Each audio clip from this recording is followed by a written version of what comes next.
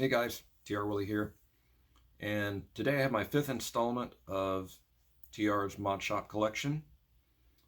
This is the 5th strat that I added to my collection. I call this my David Johnson strat. Starting with the body, I purchased this guitar in 2013. Bought it used, and so this is an Eric Johnson signature body. It was originally a 2009. And it's a candy apple red. The neck, however, is off of a 57 reissue. And I mentioned in my last video how I did kind of a neck swap between a bunch of different between 3 different guitars I had. And this 57 neck used to be on a black strat that was kind of a David Gilmour black strat tribute.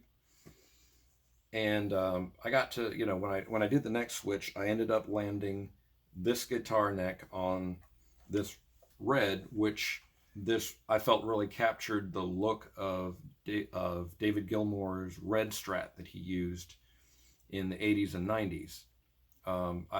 That's the era that I got into Pink Floyd. So when I saw Pink Floyd music videos and so forth, this was the look of the guitar that he was playing. Now, of course, his had EMG pickups in it. He didn't have the regular strat pickups in it, but still it was this look that when I first got into Pink Floyd. It wasn't until later that, I started seeing the black strat and got familiar with that. But really that early love of David Gilmour's playing came from those 80s and 90s Momentary Lapse of Reason, Division Bell, etc.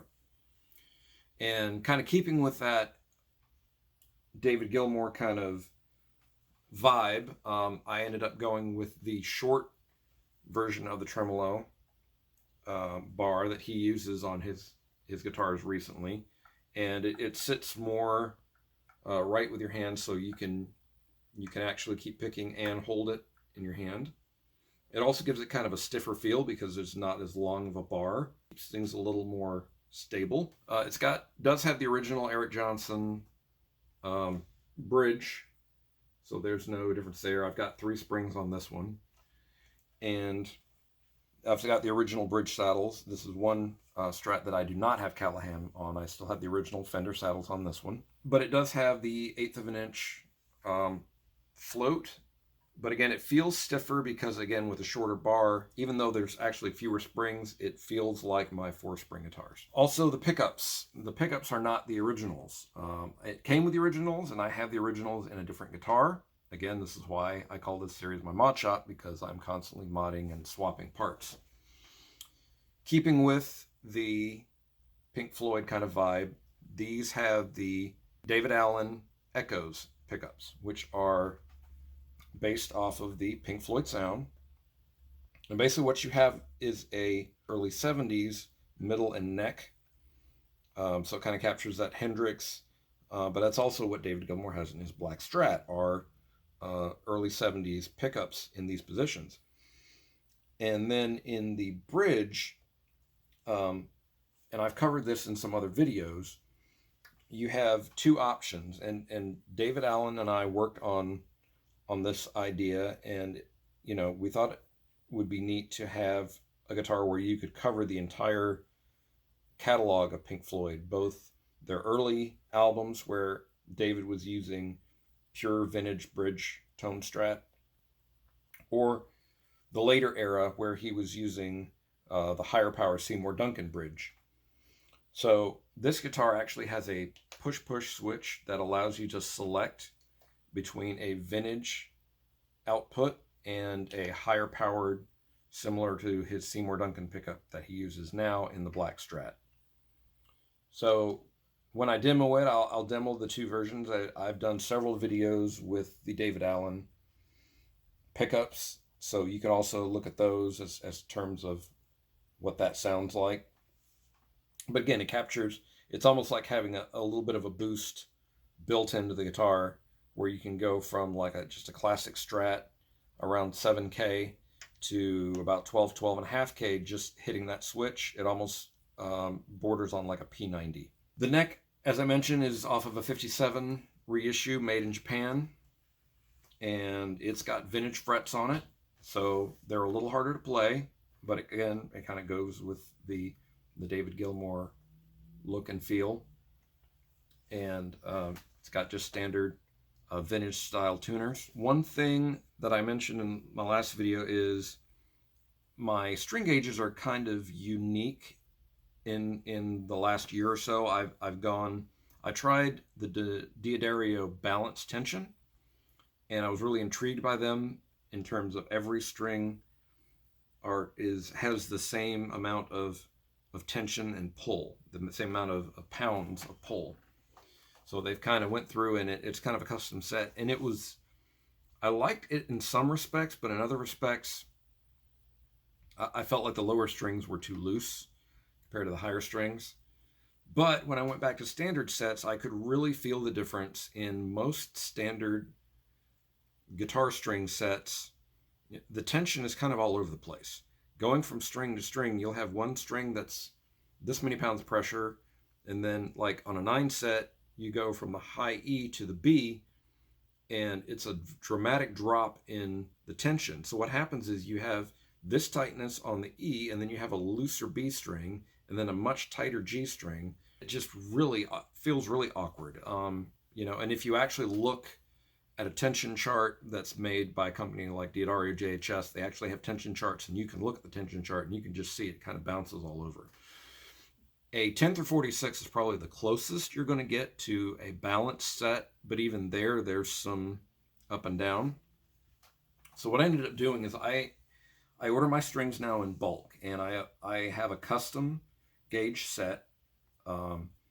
This guitar is a 9 through a 48, so I have a 9 on the high E, followed by a 12, and then a 16.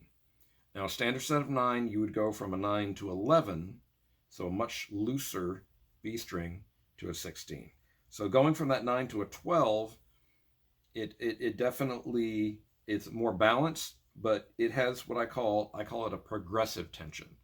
So instead of being even all the way across, starting with a high E, the tension from string to string either stays the same or it goes up, but it never goes back down.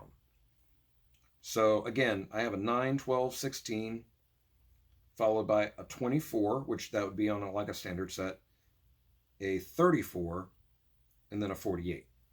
And again, if you were to look at the tensions, I don't have the numbers in front of me right now, but the tension very smoothly goes up as you go from the high E to the low E.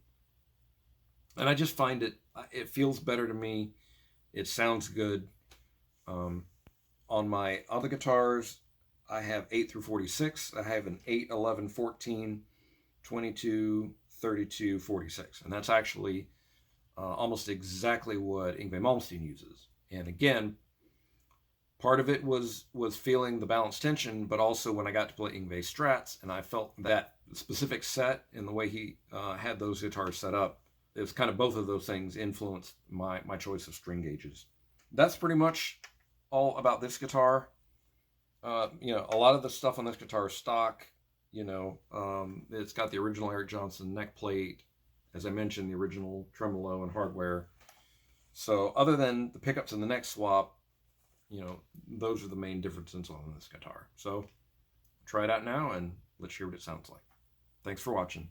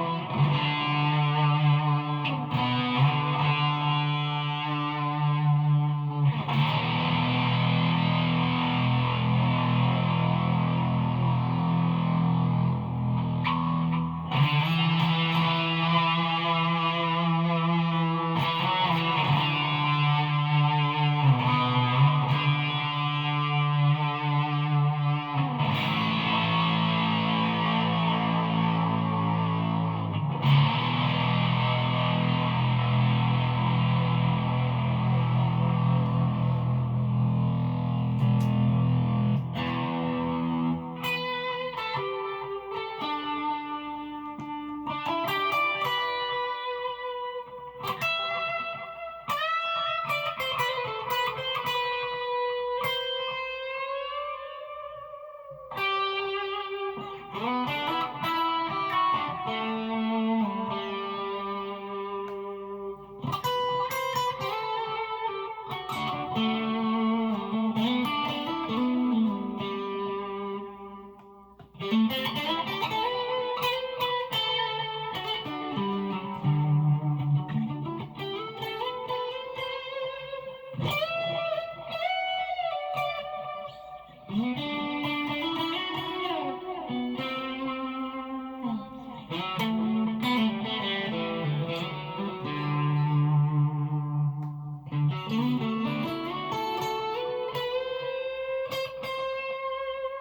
you.